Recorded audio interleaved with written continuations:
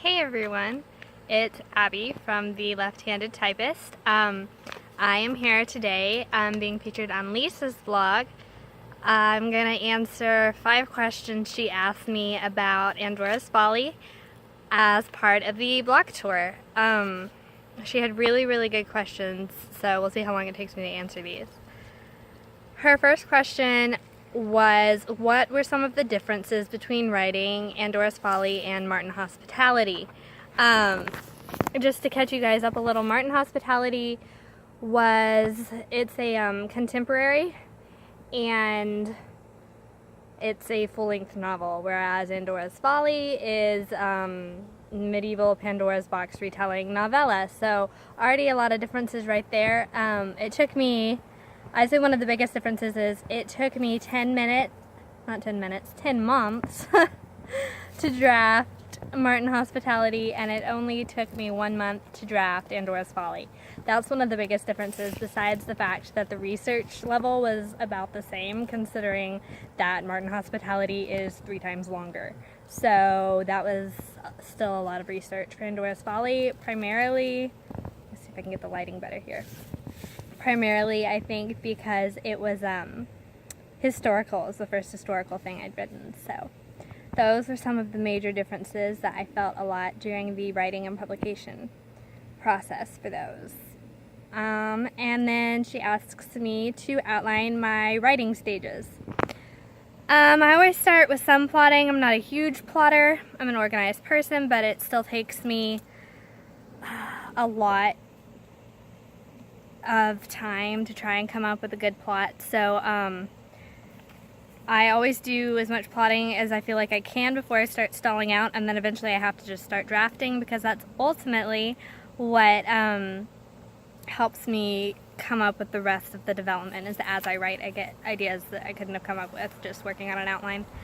And then once I start actually drafting, I usually am sending chapters to alpha readers as I'm writing them, and then so the second draft comes when I apply their feedback, and I send that draft, I apply alpha reader feedback and kind of read through it again myself usually, and then I'll send a draft to beta readers, and their feedback results in the biggest edit usually, and that gives me a draft that I read over again before I send it to a professional editor, and then it's formatting and cover design and publication and planning blog tours and pre-orders and whatever else I decide to do. Did a promo team this time for Andora's Folly, of which Lisa was a part of that.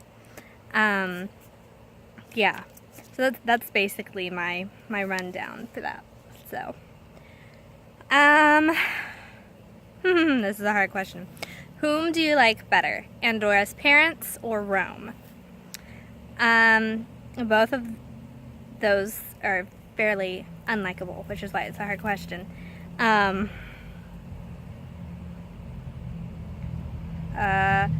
think I like Andora's parents better. Without giving too much away, they always had fairly good intentions, even though they weren't very good people, whereas Rome doesn't have that. To his credit, he was just bad all the way through. So at least Andora's parents tried.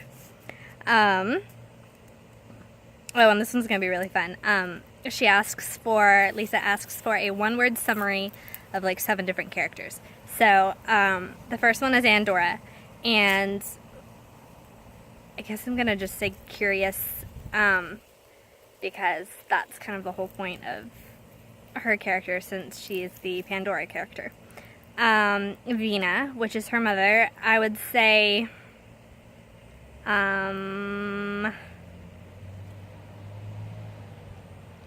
maybe manipulative. Yeah, probably manipulative for her. And then Theus, for him, I guess I would say nearsighted, because he really, he has a hard time broadening his perspective, so he's fairly narrow-minded. Petrus, which was Theus's father, I guess I'd say discontent mainly. That was his main issue. Yeah, discontent. That's what led to his downfall. Veros is Theos' younger brother. He's the mediator. Heather, Andora's villager friend. I guess I would say friend or bestie. She's kind of the support role. And then Rome, I guess I would say I don't know, selfish maybe, or conniving. I guess selfish. So there are all of those characters in one word. You'll probably have to read the book for that to make a whole lot of sense to you, but hopefully that piques your interest a little bit. And you'll have to tell me how I did if you did read the book. See if you agree. And then she asked for my one-line pitch. I'm gonna admit that I don't really do pitches well, like at all. So a one-line pitch, I guess, for Andora's Folly would be when Andora is forced to marry a man below her class, she has to get over her pride in order to I'm trying to think how not to give anything away. When Andora is forced to marry a man below her class, she has to get over her pride in order to have in order to be able to see what's going on around her, in order to piece together the mystery of the story. So, yeah. Obviously, I have to work on that a little bit, but, yeah, that's basically it for now in one sentence. Yeah, it's not good. So those were the 5 questions that Lisa sent me. They were pretty difficult to answer, but I liked the challenge. It was good. It was fun.